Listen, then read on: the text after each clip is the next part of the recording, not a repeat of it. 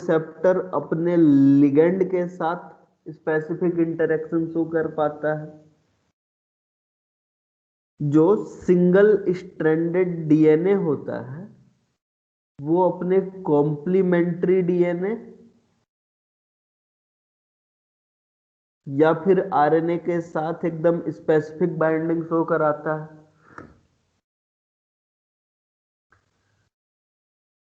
या फिर तुम्हारे पास क्या प्रेजेंट है, ग्लूटाथायोन प्रेजेंट है।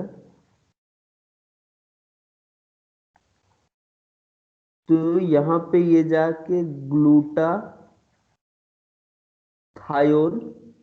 एस ट्रांसफरेज नाम के एंजाइम के साथ बाइंड कर सकता है। अगर तुम्हारे पास पॉलीहिस्टिडीन है, मतलब तुमने बीड लिया और बीड के ऊपर पॉलीहिस्टिडीन ऐड कर दिया, या फिर उल्टे भाषा में अगर मैं बोलूं, तुमने कॉलम के ऊपर निकिल को ऐड कर दिया, तो ऐसे एंजाइम जिसमें हिस्टिडीन हिस्टिडीन आ रहा है वो उसको बाइंड कर सकता है। यहाँ पे स्पेसिफिक बाइंडिंग हो रही है।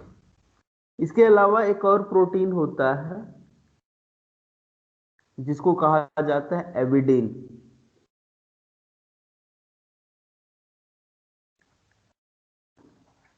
ये बायोटीन के साथ क्या करता है, एकदम स्पेसिफिक इंटरेक्शन करता है।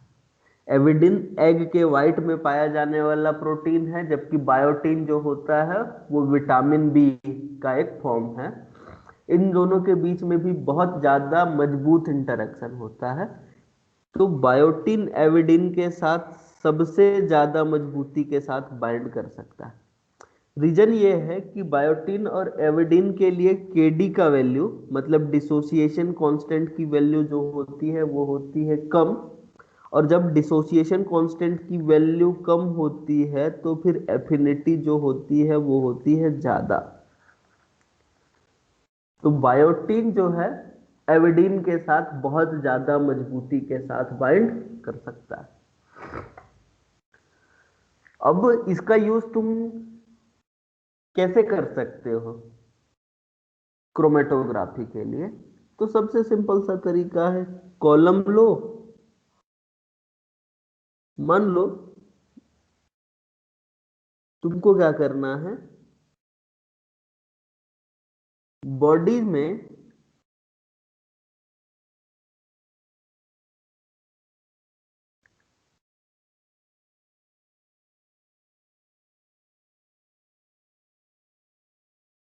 सिंपल सा चीज, यहां पे तुम जो भी बीड लोगे उस बीड के ऊपर क्या कर सकते हो, तो इनमें से कोई एक मॉलिक्यूल को अटैच करा सकते हो। जैसे कि फॉर एग्जांपल बीड लिया और बीड के ऊपर तुमने कोई एक एंटीजन को अटैच करवा दिया। तो जैसे ही बीड के ऊपर एंटीजन लगा हुआ है और तुम उसमें एंटीबॉडी का मिक्सचर डालो, तो केवल वही एंटीबॉडी कॉलम में रुकेगा जो इस एंटीजन के साथ बाइंड कर सकता, बाकी सब के सब यहां से बाहर की तरफ रिलीज कर दिए जाएंगे। तो मान लो ये हो गया तुम्हारा बीड, जिसके ऊपर तुमने क्या किया है, एंटीजन को बाइंड करवा दिया।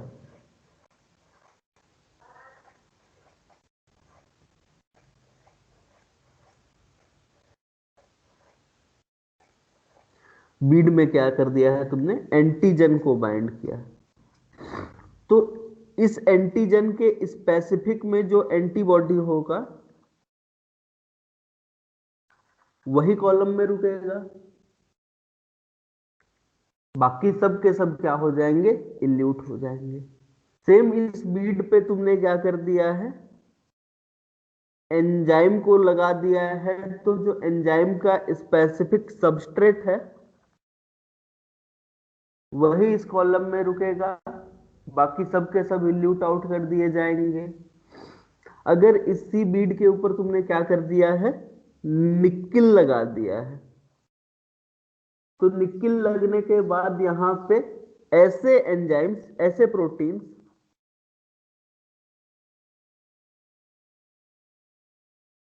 जिनके पास पॉलीहिस्टिडीन प्रेजेंट होता है वही यहाँ पे रुकेंगे, बाकी सब के सब इल्यूट आउट कर दिए जाएंगे।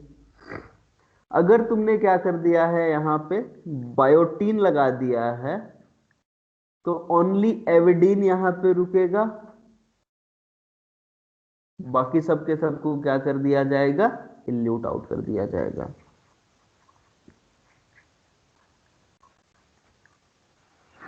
तो एकदम स्पेसिफिक मॉलिक्यूल ही यहाँ पे रुक पाता है कॉलम में, बाकी सब के सब मॉलिक्यूल इल्यूट आउट कर दिए जाते हैं। इसीलिए इसको कहा जाता है एफिनिटी क्रोमेटोग्राफी। जिसके बीच में एफिनिटी है वही कॉलम में रहेंगे, बाकी सब इल्यूट आउट हो जाएंगे। इल्यूट होने के बाद जो कॉलम में रुके हुए मॉलिक्यूल हैं, सॉल्ट का कॉन्सेंट्रेशन बढ़ा के तुम क्या कर सकते हो, उनके इंटरेक्शन को तोड़ के उनको आइसोलेट कर सकते हो। तो कई बार क्वेश्चन में पूछ लेता है बिल्कुल स्पेसिफिक मॉलिक्यूल अगर तुमको आइसोलेट करना है तो तुम कौन सा क्रोमेटोग्राफी करवाओगे, एफिनिटी क्रोमेटोग्राफी करवा लो चुपचाप। तो दिस इज एफिनिटी क्रोमेटोग्राफी। अब कल के दिन किसी ने पूछा था कि सर हम लोग को अगर कोई एक मॉलिक्यूल सेपरेट करना है तो कौन सा क्रोमेटोग्राफी यूज करेंगे। देखो अब क्वेश्चन के हिसाब, तुम्हारे क्वेश्चन के हिसाब से बिल्कुल स्पेसिफिक मॉलिक्यूल चाहिए तो तुम एफिनिटी क्रोमेटोग्राफी करा लो। जी सर। और अगर नहीं करवाना है तो तुमको अगर अपने मॉलिक्यूल के नेचर के बारे में पता है, नेचर के बारे में पता होने का मतलब कि वो हाइड्रोफोबिक है तो रिवर्स फेस करवा लो। अगर उसके साइज के हिसाब से सेपरेशन करना है तो जेल परमिएशन करवा लो। चार्ज के हिसाब से सेपरेशन करना है तो आयन एक्सचेंज करवा लो। ये एफिनिटी क्रोमेटोग्राफी तुम तभी करवा सकते हो जब तुम उस प्रोटीन के नेचर के बारे में पूरा जानते हो। ठीक है, कि हाँ ये एंटीबॉडी इस एंटीजन के साथ बाइंड करेगा, तो तुमको एंटीजन के बारे में और एंटीबॉडी के बारे में पता है तभी तुम करवा पाओ। लेकिन तुमको कुछ भी नहीं पता है, जैसे कि तुमने अभी तुरंत सेल को लिया है और सेल से प्रोटीन को आइसोलेट करने की कोशिश कर रहे हो, तो सबसे आसान सा तरीका है तुम पहले जेल परमिएशन करवा लो भाई, क्योंकि पहले प्रोटीन जो है वो साइज के हिसाब से सेपरेट हो जाए। साइज के हिसाब से सेपरेट होने के बाद चार्ज के हिसाब से सेपरेट करा लो और फिर हर एक प्रोटीन का सीक्वेंसिंग करवा दो। तुम्हारे पास कुछ नहीं पता था, अब बहुत कुछ पता चल जाएगा। इस तरीके से हो सकता है। अब ये सब तो हो गया क्रोमेटोग्राफी के बारे में। लेकिन यहीं पे एक और क्रोमेटोग्राफी जो कि अभी के टाइम पे सबसे ज्यादा यूज होता है वो होता है एचपीएलसी। तो चलो एचपीएलसी के बारे में भी समझ लेते हैं। एचपीएलसी को हाई प्रेशर लिक्विड क्रोमेटोग्राफी भी कहा जाता है।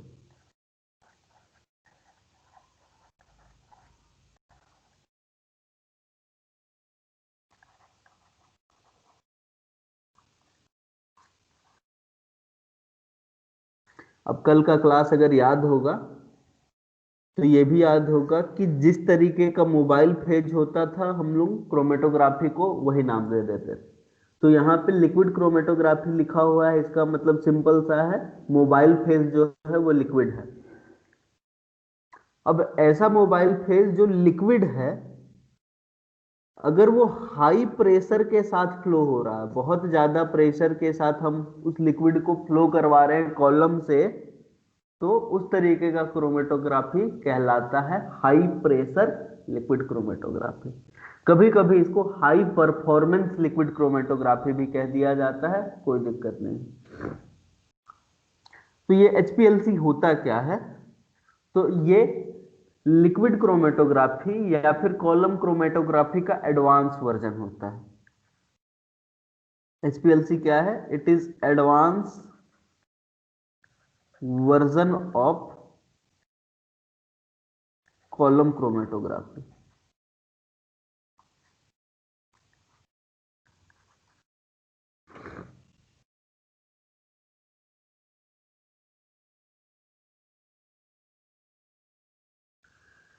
अगर इसकी बात करो तो एचपीएलसी जो होता है उसका यूज कर सकते हैं हम लोग सेपरेशन के लिए,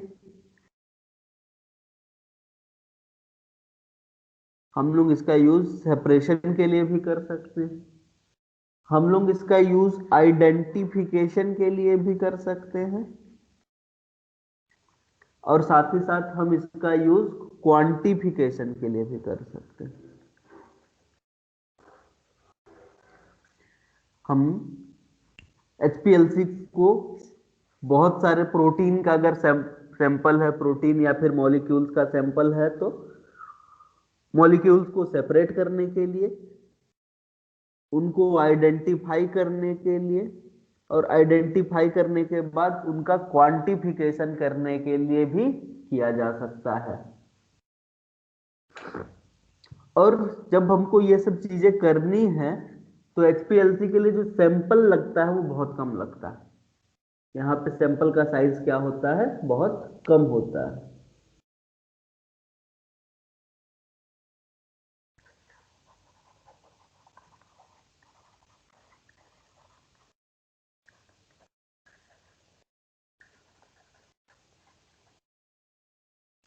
सैंपल जो होता है वो बहुत कम अमाउंट में चाहिए होता है।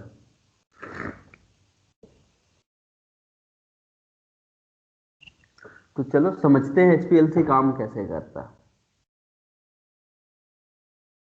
सबसे पहली बात तो कॉलम की बात कर लेते हैं, क्योंकि कॉलम क्रोमेटोग्राफी है तो हमको कॉलम तो चाहिए ही होगा। HPLC के केस में जो कॉलम होता है वो बना होता है स्टेनलेस स्टील का। HPLC के केस में जो कॉलम है वो बना हुआ होता है स्टेनलेस स्टील का।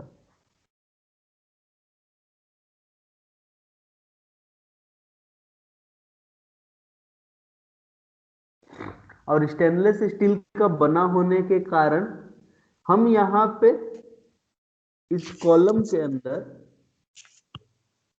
बहुत ज्यादा टाइटली पैक कर सकते हैं बीड्स को।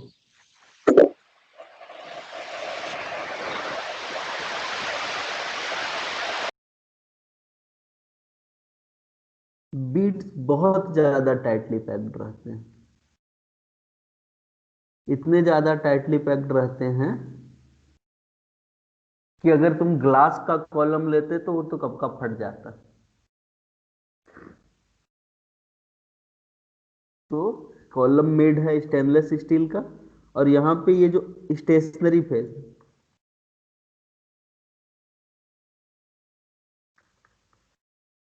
वो डेंसली पैक्ड है।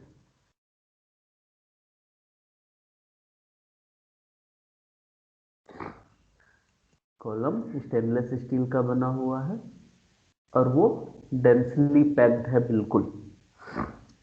अब ये तो कॉलम की बात हो गई। अगर नॉर्मल तुम अगर कॉलम क्रोमेटोग्राफी कर रहे होते हो तो कॉलम या तो कांच का बना हुआ हो सकता है या तो प्लास्टिक का बना हुआ हो सकता है, लेकिन HPLC के केस में वो किसका बना हुआ होगा, वो बना होगा तुम्हारे स्टेनलेस स्टील का।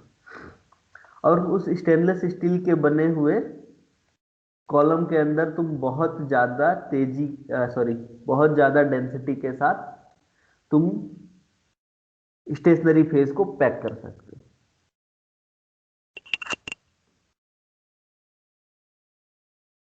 अब क्या करना है तुमको, इस कॉलम को कनेक्ट करना है। तो इस कॉलम को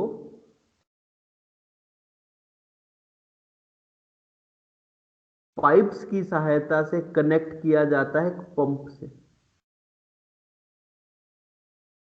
किससे कनेक्ट किया जाता है, एक पंप से।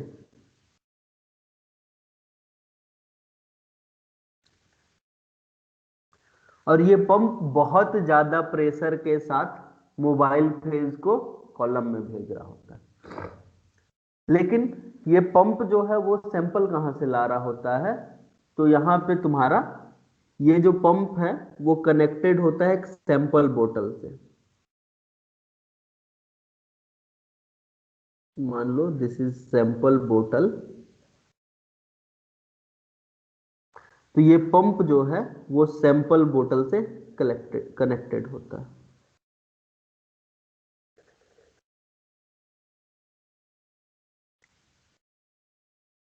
सैंपल मतलब यहाँ पे मोबाइल फेज है। तो मोबाइल फेज को क्या किया जा रहा है, पंप का यूज किया जा रहा है, और पंप का यूज करके इसको बहुत ज्यादा प्रेशर के साथ कॉलम में भेजा जा रहा है। अब जब मोबाइल फेज बहुत ज्यादा प्रेशर के साथ कॉलम में जाएगा तो कॉलम में जाने के बाद वो यहां से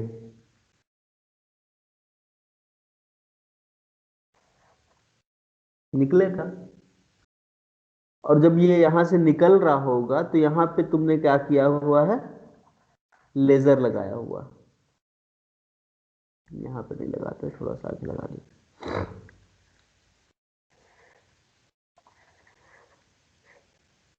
लो, यहां से तुमने एक लेजर लगाया हुआ है, और ये एक स्पेसिफिक इंटेंसिटी की लाइट को यहां पे डाल रहा है, और इसके सामने एक डिटेक्टर जुड़ा हुआ है।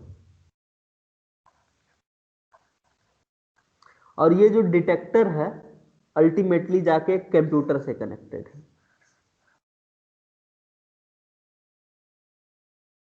और फिर ये जो वेस्ट है इसको जाके वेस्ट कलेक्टर में कलेक्ट कर लिया जा रहा है।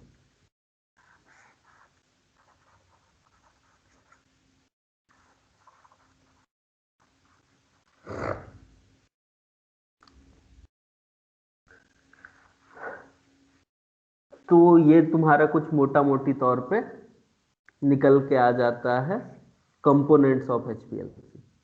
क्या है, मोबाइल फेज एक सैंपल बोतल में रखा हुआ है, इसके अंदर पूरा मोबाइल फेज भरा हुआ है।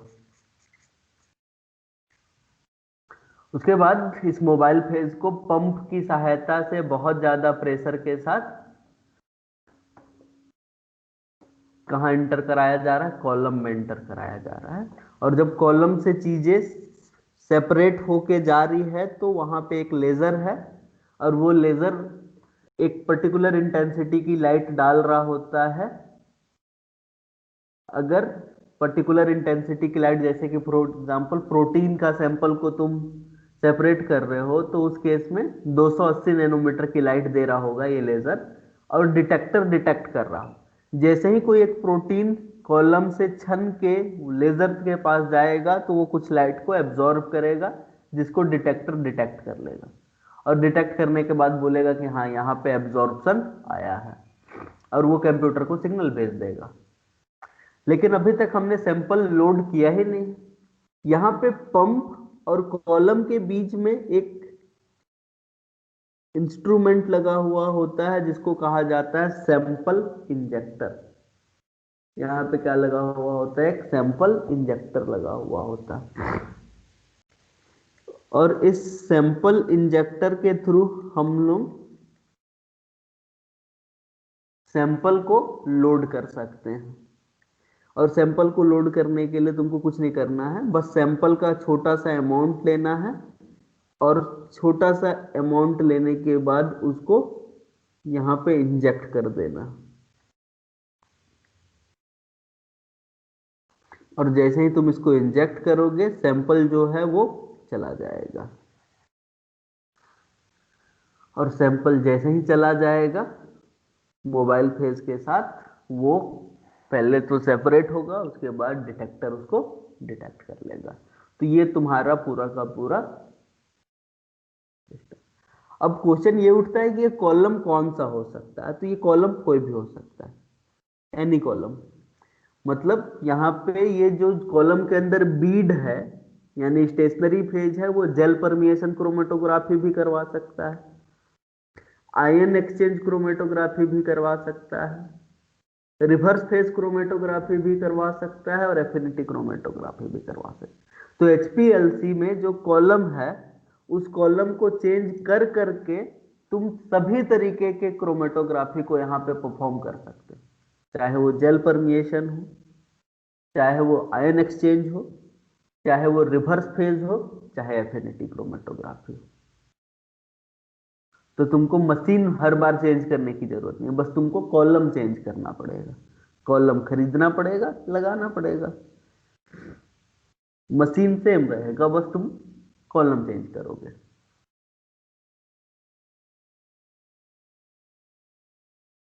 ठीक, तो ये हो जाता है तुम्हारे HPLC की बात। तो वहां पे जो सेपरेशन है वो रेस्पेक्टिव स्टेशनरी फेज के ऊपर डिपेंड करेगा। अगर स्टेशनरी फेज जेल परमिएशन वाला है तो सेपरेशन साइज के बेसिस पे होगा। अगर stationary phase ion exchange chromatography वाला है तो सेपरेशन चार्ज के बेसिस पे होगा। अगर stationary phase reverse phase chromatography वाला है तो सेपरेशन हाइड्रोफोबिसिटी के आधार पे होगा। अगर स्टेशनरी फेज एफिनिटी क्रोमेटोग्राफी के जैसा है तो वहां पे मॉलिक्यूलर इंटरेक्शन के आधार पे सेपरेशन देखने को मिलेगा। ठीक, तो ये हो जाता है हमारा HPLC।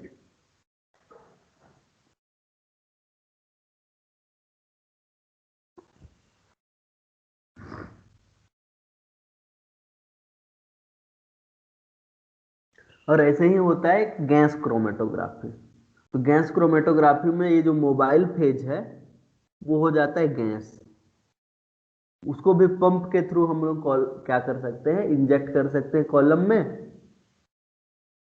और जब गैस यहां से जा रहा होगा तो उसी में तुम सैंपल को लोड कर सकते हो, तो गैस के साथ साथ तुम्हारा सैंपल भी चला जाएगा। लेकिन गैस क्रोमेटोग्राफी केवल उनका किया जाता है जो molecule volatile in the nature होते हैं। ऐसे मॉलिक्यूल जो वोलेटाइल होते हैं नेचर में, गैस फॉर्म में कन्वर्ट हो जाते हैं, वैसे मॉलिक्यूल्स को हम लोग गैस क्रोमेटोग्राफी करा सकते हैं। उसका इंस्ट्रूमेंटेशन भी जो होता है वो मिलता जुलता है किससे, HPLC से। बस यहाँ पे तुम्हारा मोबाइल फेज जो है वो गैस रहेगा, कोई एक नाइट्रोजन गैस हो सकता है या फिर कोई एक तुम्हारा जो नोबेल गैसेस होती है वो हो सकता है, आर्गन नियॉन हो सकता है या फिर नाइट्रोजन हो सकता है। उसको भी पंप के थ्रू क्या किया जाता है, भेजा जाता है कॉलम में। बीच में सैंपल इंजेक्ट कर दिया जाता है जो कि वोलेटाइल होता है, और वो सैंपल फिर कॉलम में जाता है, सेपरेट होता है, और फिर वही लेजर लाइट होता है जो कि उसको डिटेक्ट कर लेता है और वो कंप्यूटर के पास भेज दिया जाता है डाटा को। तो गैस क्रोमेटोग्राफी भी कोई अलग चीज नहीं है, बस अंतर यह है कि वहां पे मोबाइल फेज जो होता है वो लिक्विड नहीं होता है, गैस होता है। और वहां पे जिस तरीके के सैंपल्स को सेपरेट किया जाता है वो होते हैं वोलेटाइल। जैसे कि टर्पीन्स प्लांट के केस में जो सेकेंडरी मेटाबोलाइट्स होते हैं वो वोलेटाइल हो सकते हैं, तो वैसे वाले सैंपल्स को आइसोलेट करने के लिए हम क्या कर सकते हैं, यूज कर सकते हैं।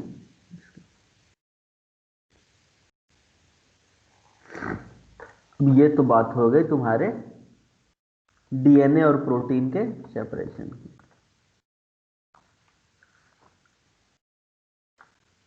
हम लोगों ने जेल इलेक्ट्रोफोरेसिस पढ़ लिया है। जेल इलेक्ट्रोफोरेसिस पढ़ने के बाद हम लोगों ने क्रोमेटोग्राफी भी पढ़ लिया है।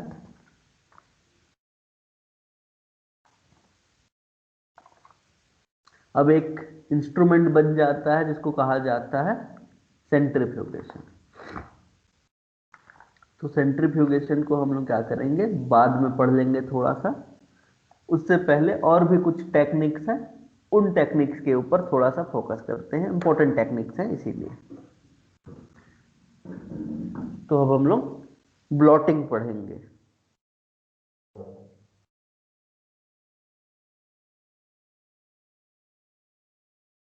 तो चलो अब थोड़ा सा दूसरे तरीके के टेक्निक्स के बारे में पढ़ना स्टार्ट करते हैं।